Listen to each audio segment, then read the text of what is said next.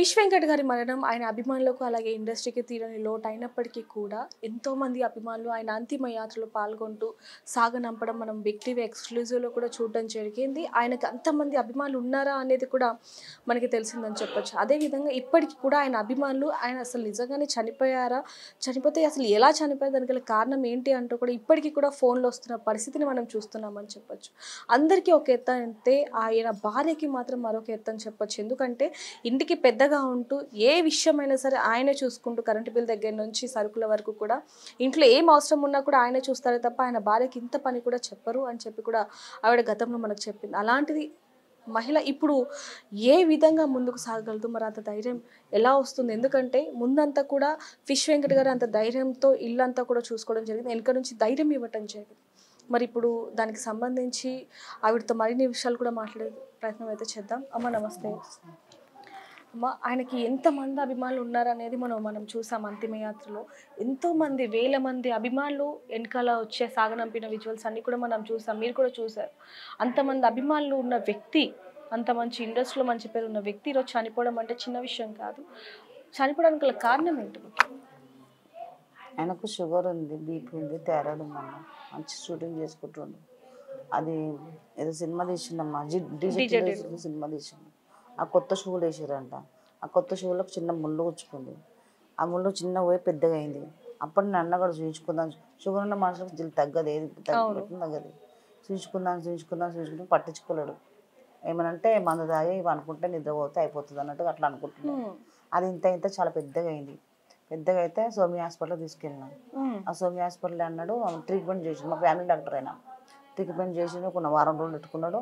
ఆయన అన్నాడు, అన్న నీకు డయాలసిస్ వచ్చే సూచనలు కనిపిస్తున్నాయి అన్న, జర మందు బంద్ చేయి, నీసు బంద్ చేయి, అన్ని బంద్ చేయి అన్న, మంచి కూరగాయలతో పప్పుతో తిను అని చెప్పిండు. చెప్పినాక కొంచెం భయపడి ఒక 3-4 నెలలు తినలేడు. భయపడి 3-4 నెలలు తినలేడు. ఉంటారు కదా ఫ్రెండ్స్, ఉంటారు కదా కొంతమంది.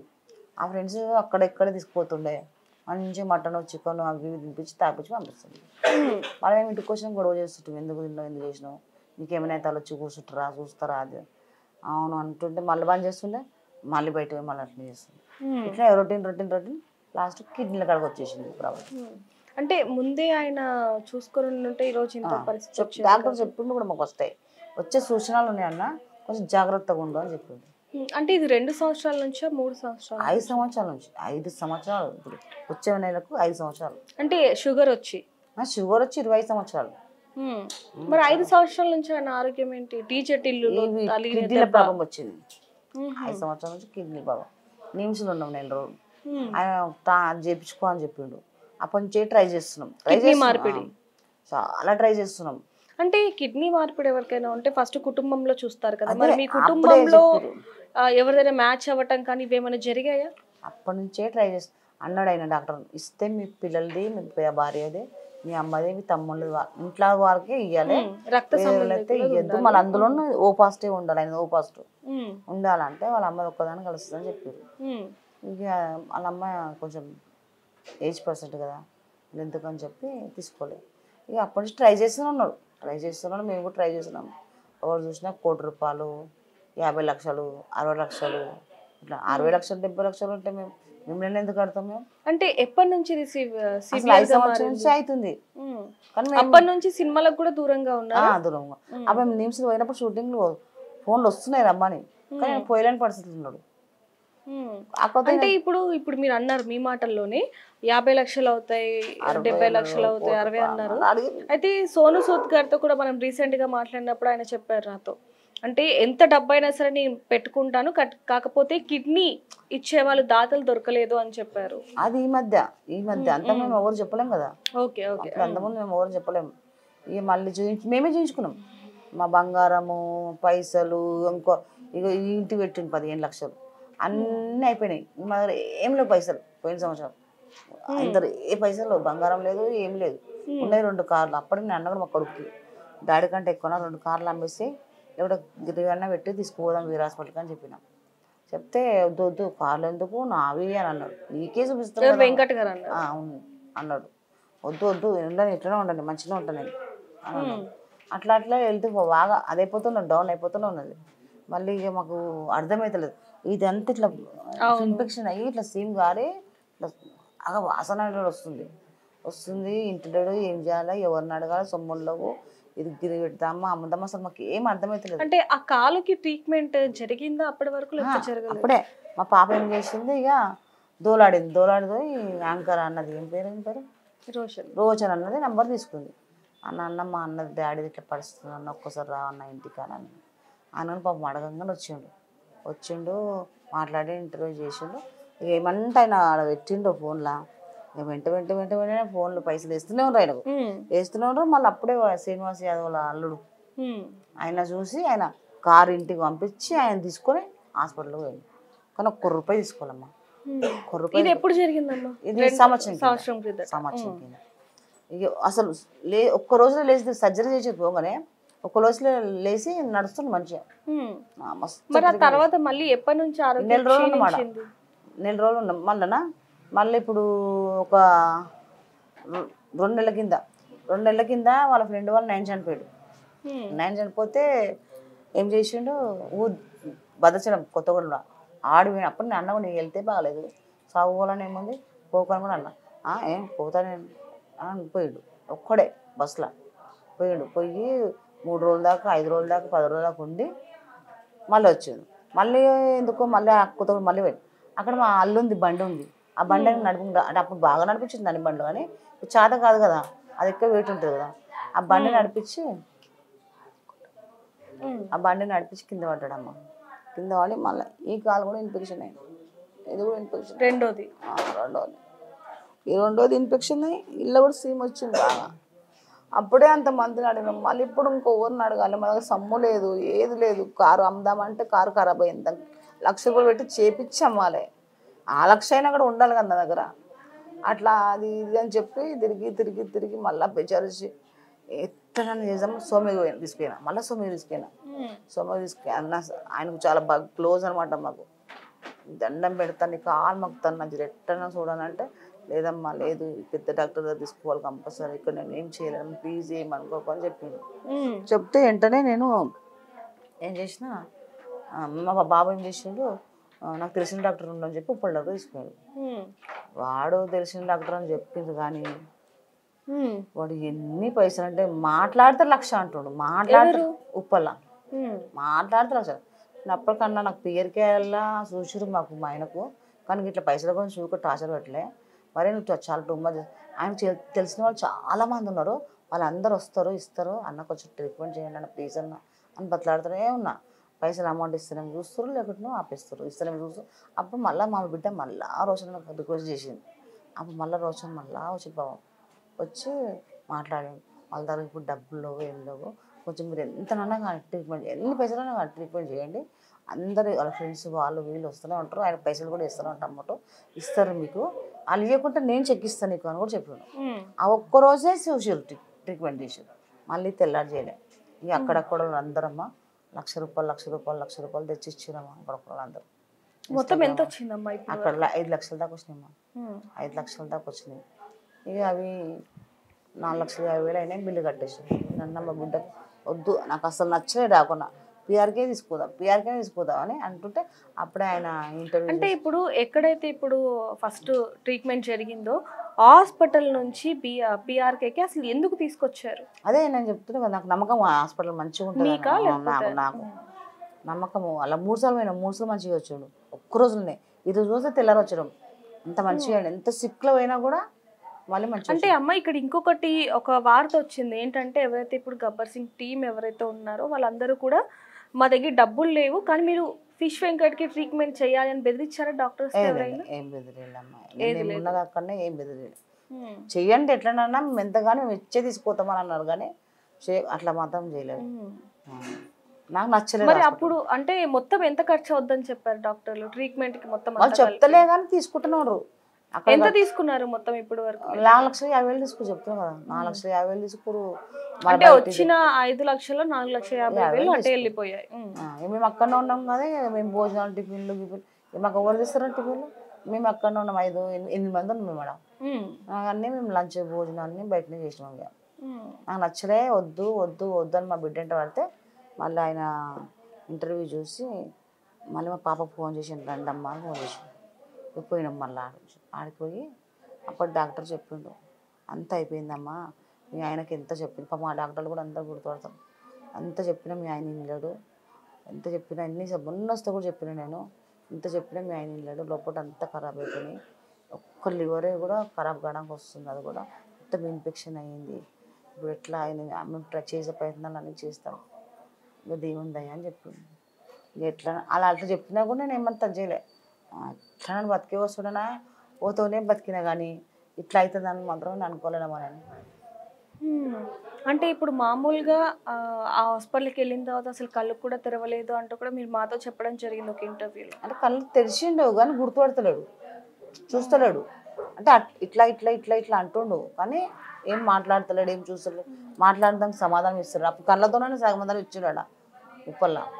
కానీ ఉప్పల్లో బిగ్ టీవీతో మా ఛానల్ తో కూడా మాట్లాడడం జరిగింది, ఎవరెవరు వస్తున్నారు అన్ని కూడా నాకు తెలుసు, తిన్నాను అన్ని కూడా మాట్లాడుతున్నారు. అవన్నీ అంటే ఇప్పుడు ఈ పిఆర్కే హాస్పిటల్కి వెళ్ళిన తర్వాత ఆయన ఆరోగ్యం ఇంకా క్షీణించింది, డాక్టర్లు ఏమని చెప్పారు మీకు? ఇంకా చెప్పారు కదా, అన్ని ఖరాబ్ అయినాయి, లివర్ ఖరాబ్, కష్టం అని చెప్పి. చాలా కష్టం అమ్మ, మళ్ళీ కూడా మీరు దేవుళ్ళని మొక్కండి అని. నేను దేవుని నా ప్రయత్నం నేను చేసినమ్మా, ఎన్ని దేవుళ్ళు మొక్కినా ఆ దేవుళ్ళకే తెలిసింది. ఆయన కూడా నాకు అసలు నమ్మకమే ఉండి వస్తాడని, కానీ ఇట్లా అవుతుందని మాత్రం అస్సలు అనుకోలేనమ్మా నేను. అంటే ఆయన ఇండస్ట్రీలో ఎంత మంచి హీరోలతో చేశారో మీకు తెలుసు, అంటే ఇంట్లో కూడా అన్ని ఫోటోలు కూడా ఆయనవే ఉంటాయి.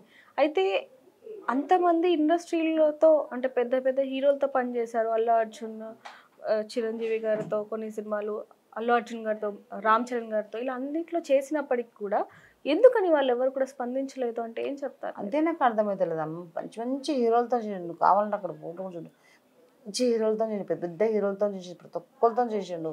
ఒక్క హీరో ఫోన్ చేసి మాట్లాడలే, కనీసం నాకు మా ఆయనకన్నా ఒక ఫోన్ చేసి మాట్లాడలేరు, కనీసం దగ్గర రాలేరు. కనీసం ఏదో మంచిగా ఒక 1 లక్ష ఇచ్చినా కూడా మా ఆయన 2 దినాలు ఉంటుండే, ఆపరేషన్ అయిపోతుండే ఉంటుండే, ఎవ్వరు సాయం చేయలేరు. ఒక పవన్ కళ్యాణ్ మాత్రమే చేసిండమ్మా, అది కూడా నేను పోయిండు బాబు, నాకు చెప్పేవాడు విజయవాడలో షూటింగ్ అవుతుందంట, నేను బాబు దగ్గర పోతున్నా, ఏమైనా అడిగేసి వస్తా సువర్ణ, ప్రతి దానికి సువర్ణ సువర్ణ సువర్ణ అని. సరే అని పోయినాం, కార్లో పోయి మాట్లాడిండంట, దగ్గర పిలిచిండంట, ఎవరిని ఇస్తానని అడిగిండట కిడ్నీ, ఇప్పటిదాకా ఇంకా ఎవరిని అడగలేదు సార్ అంటే, అడుగు ఎవరిని ఇస్తే నీకు నేను ఆప్షన్ చేపిస్తా, అప్పటిదాకా ఖర్చులు మందు ఖర్చులు పెట్టుకొని 2 లక్షలు ఇచ్చి పంపించి. ఆ తర్వాత విశ్వక్సేన్ గారు కూడా 2 లక్షలు హాస్పిటల్లో ఉన్నప్పుడు.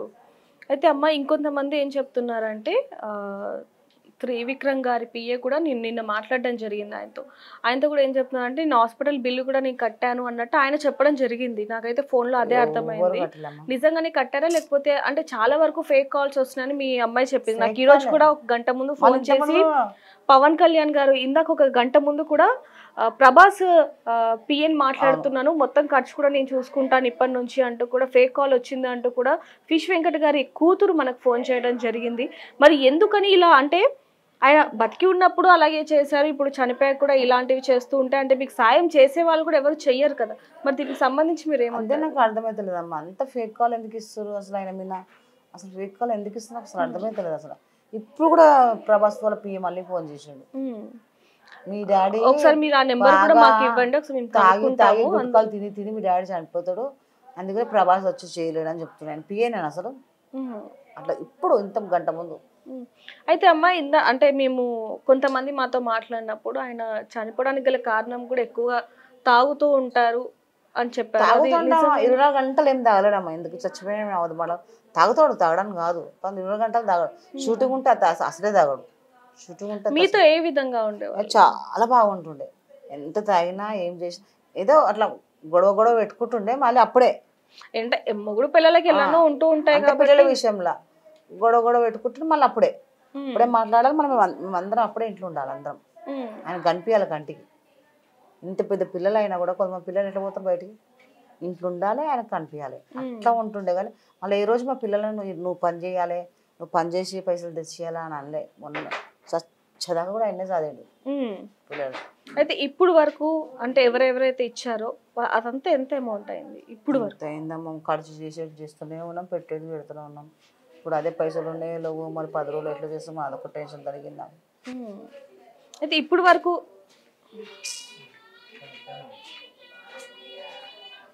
ఇప్పుడు వరకు ఆస్తి ఉందమ్మా? ఎందుకంటే కొద్ది రోజుల ముందు మనకు కొంతమంది చెప్పారు అసలు ఆస్తి కూడా ఏం సంపాదించలేదని చెప్పారు. అసలు ఏం సంపాదించారు ఇండస్ట్రీలోకి వెళ్ళాక? ఆయన సినిమాల్లో పోయేటప్పుడు సంపాదించింది ఆయన ఏంటంటే మా బిడ్డ పెళ్లి చేసిండు, ముస్తాబాద్లో ఒక ఇల్లు కొన్నాడమ్మా, సింగిల్ బెడ్రూమ్. ఆయన షూటింగ్లో సంపాదించిన ఆస్తి అంటే ఇవి రెండే. ఇప్పుడు ఆ ఇంట్లో ఉండేవాళ్ళు. మరి ఈ ఇల్లు ఆయన ఇక్కడ మా మర్దం చేసిండు. ఆయన ఆశ కదా కట్టాలని, మనకు 2 నెలలు 3 నెలలు ఉన్నాడు కూడా ఇక్కడ ఇట్లనే ఉన్నాడు కదా, ఆయన ఆశ కదా ఇడికి తెద్దామని ఇది తెచ్చారు. మేము ఉండేది అక్కడనే, మేము అక్కడ ముషీరాబాద్లో ఉండేది. మరి అంటే కార్యం మొత్తం కూడా ఎప్పుడైతే చనిపోయారో అప్పటి నుంచి ఇప్పటి వరకు కార్యం మొత్తం ఇక్కడే జరుగుతుంది. గల కారణం ఏంటంటారు? అదే ఆయన ఒక్కనే, ఆయనకు ఆశ కదా కట్టాలి కట్టాలి కట్టాలి, ఆయన ఇష్టమైన ఇల్లు కదా ఈయన చేద్దామని అది తెచ్చారు.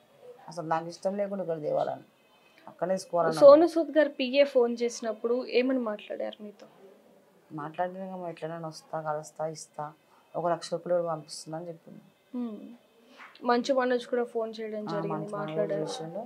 ఈ కార్యక్రమం అయిపోయాక వస్తానా లేకపోతే మమ్మల్ని రమ్మంటున్నాను, చెప్తా అన్న టైం చెప్తా అన్నాను. ఇప్పుడు వరకు ఎవరు ఎవరు ఫోన్ కూడా చేయలేదు. అంటే ఆ రోజు అంటే కార్యం కాబట్టి చాలా మంది వస్తూ ఉంటారు కాబట్టి ఒకవేళ వాళ్ళు వస్తే మళ్ళీ ఏమైనా ఇబ్బంది అవుతుందేమో అని చెప్పి రాకపోవచ్చు, కానీ ఫోన్ చేయడం కానీ ఇవేమైనా చేశారా? అయితే ఇంకోటమ్మా 2 రోజుల నుంచి ఒకటి వస్తుంది ఏంటంటే మోహన్ బాబు గారు మీ ఇంటికి రావడం జరిగింది అంటూ కూడా కొన్ని వార్తలు వస్తున్నాయి. వచ్చారా మోహన్ బాబు గారు? నిజంగా ఎవరు రాలేదమ్మా, మీరు చూసి కదమ్మా. ఆ రోజు చావు రోజు కూడా బాలకృష్ణ వచ్చిండు, ఇంకెవరో హీరో రవితేజ గారు వచ్చారంటూ కూడా అంటున్నారు. నిజంగానే వచ్చారా? చనిపోయిండు, ఏడొచ్చిండమ్మా, వాళ్ళ నాన్న చనిపోయిండంట అక్కడ. అవును. చిరంజీవి వాళ్ళకి కూడా మేము ఎందుకు ఎక్కువ ఫోర్స్ చేయలేమంటే వాళ్ళ అమ్మగారికి ఆరోగ్యం బాగాలేదు, వాళ్ళకి ఫోన్లు చేస్తే బాగుండదు అని చెప్పి మేము చెప్పలేమమ్మా. వాళ్ళు కూడా కొంచెం టెన్షన్ ఉంటుంది అట్లా అని చెప్పి కూడా నేను ఎక్కువ అది చేయలేను. లేకపోతే వాళ్ళంటే వాళ్ళతో అడుగు అడుగు అడుగు. ఇప్పుడు మీరు ఏం కోరుకుంటున్నారు? అంటే ఇప్పుడు పెద్ద దిక్కు పోయిందని చెప్పొచ్చు, అంటే సినిమాలో మంచి పేరు తెచ్చుకున్నారు, అభిమానులు కూడా కొంచెం మంచి అంటే కొంచెం కోపంగా ఉన్నప్పటికీ కూడా అందరితో బాగుండే వాళ్ళు అంటూ కూడా చెప్తున్నారు. మరి మీరేం బాగుంటుండమ్మా? చాలా ఎంత ఆయనకి ఏం తెలుసు, అందరు మా చుట్టాలు అందరు ఇంటికి రావాలి, ఉండాలి, ఎంజాయ్ చేయాలి, వాళ్ళకి ఇష్టం వచ్చిందని ఉండాలి, తినాలి, ఇదే తప్పించి ఇంకా ఆయనకి ఇంకేరే లోకం లేకుండే. పైసలు ఉంటే యాదగుట్ట పోదాం, యాదగుట్టలో ఉందాం, సమ్మక్క సార్ అక్కడ పోదాం, ఇట్లాంటి ఉద్దేశం తప్పించి ఇంకా ఇంకేం లేకుండామా. ఇప్పుడు మీరు ఏం కోరుకుంటున్నారు? మొత్తానికి ఏం లేదమ్మా, నాకేం నడవనికి రాదు, పని చేయడానికి రాదు. నాకు ఒక ఇల్లు కట్టిస్తే, ఇదే నా ఇల్లే వేరుజలు కదా, ఇది కట్టిస్తే మా పిల్లలకి ఏదైనా పని. అంటే ఆ ఇల్లు ఉంది కదా మీకు సొంత ఇల్లు ఉంది కానీ మా కొడుకుల పెళ్లి చేసి సరిపోదు. అది ఆ ఇల్లు ఎట్లా తీసుకున్నంటే నా 2 కొడుకులు మా ఆయన నాకు సరిపోయేటట్టు ఉంది. ఇంకా మనిషి ఎక్స్ట్రా. ఇప్పుడు మీ 2 కొడుకులు ఏం చేస్తున్నారు? ఏం చేసి చెప్తున్నాడు, చిన్న ఆయనకు 2 షార్ట్ ఫిల్మ్లు తీపిచ్చిండు, పెద్ద ఆయనకు 3 సినిమాలు చేయించిండు. వాళ్ళు ఫోన్ అని పెట్టిరు, మళ్ళీ అట్లా సినిమాలో ఫోన్ అంటున్నారు. ఫోన్ అన్నారు. మరి ఏం పని చేస్తున్నారు? ఏం పని చేయమంటే దంద పెట్టి, చేపల దంద పెట్టి. ఇప్పుడు ప్రస్తుతం చేపల దంద పెట్టారంటే మేము 10 లక్షలని చేతులు ఉండాలి. చిన్నోనికి అది పెట్టుకోవాలని కోరిక. ఏ పెద్దోడేమో నాకు ఏమొద్దు, నేను ఇంట్లోనే ఉంటాను, బండి తీసుకొని దిగుతూనే ఉంటాడు ఆయన. అంటే ఇద్దరు కూడా కొంచెం పని విషయంలో అంతంత మాత్రంగానే ఉన్నారు. ఇప్పుడు నా బతికి ఎట్లా, నేను ఎట్లా, ఇప్పుడు మేము మొత్తం చూసుకునేది నేనే. వాళ్ళ 2 కొడుకు తమ్ముళ్ళు ఏం పని చేయరు. చిన్న తమ్ముడికి 2 పిల్లలు పెద్దగా అయ్యారు, నడిపోయినాక ఒక బిడ్డ ఒక కొడుకు, వాళ్ళు పెద్దగా అయ్యారు. అందరు నేనే చూసుకుంటాడు, అందరు నేనే చూసుకుంటాడు. సో చూడొచ్చు మనం కొద్ది రోజులుగా ఏవైతే వార్తలు వస్తున్నాయో, ఇటు ప్రభాస్ పిఏ అంటూ, త్రివిక్రమ్ పిఏ అంటూ, ఇలా ఈ రోజు కూడా ఒక కాల్ రావటం జరిగింది. అంటే బతికున్నప్పుడు కూడా అలాంటి ఫోన్ కాల్స్ చేసి వీళ్ళని ఇబ్బంది పెట్టడం జరిగింది. నిజంగానే ప్రభాస్ గారు ఆదుకున్నారు అని తెలియడం వల్ల కొంతమంది సాయం చేయలేకపోయాం, అంటే ప్రభాస్ గారే మొత్తం కూడా సాయం చేశారనుకో మేము చేయలేకపోయాం అంటూ కూడా మనకు ఫోన్ చేసిన వాళ్ళు కూడా అనేక మంది ఉన్నారని చెప్పొచ్చు. మరి చనిపోయాక కూడా వాళ్ళు ఎందుకు చేస్తున్నారు అనే విషయం మాత్రం వాళ్ళకి తెలియాలని చెప్పొచ్చు. ఏదైనప్పటికీ ఈ మొత్తానికి కూడా అంటే వీళ్ళ కుటుంబానికి అండగా ఉంటాను అంటూ కూడా సోను సూద్ గారు మనతో మాట్లాడడం జరిగింది. ఆయన కూడా స్వయాన ఫిష్ వెంకట గారి భార్యతో కూడా మాట్లాడడం జరిగింది బిగ్ టీవీ ద్వారా, అదంతరం కూడా చూసామని చెప్పొచ్చు. కానీ ఏవైతే నిన్నటి నుంచి కూడా సర్క్యులేట్ అవుతూ ఉన్నాయి, అంటే మోహన్ బాబు గారు వచ్చారు, రవితేజ గారు వచ్చారు, ఇవన్నీ కూడా ఏవైతే అవుతున్నాయి, ఇప్పటికైనా సరే ఇలాంటి రూమర్స్ ఆపేస్తే మంచిదని చెప్పొచ్చు. ఎందుకంటే ఆ కుటుంబానికి ఎవరైతే సహాయం చేయాలనుకుంటున్నారో వాళ్ళు కూడా వెనకడుగు వేస్తున్న పరిస్థితి కనిపిస్తుందని చెప్పొచ్చు. ఏదైనప్పటికీ కూడా ఆయన తిరిగి రాని లోకాలకు వెళ్ళిపోయారు కాబట్టి ఆయన ఆత్మకి శాంతి చేకూరాలని మనం కూడా కోరుకుందాం. మరిన్ని వార్తల కోసం చూస్తూనే ఉండండి big TV. For more videos like this, subscribe Big TV channel.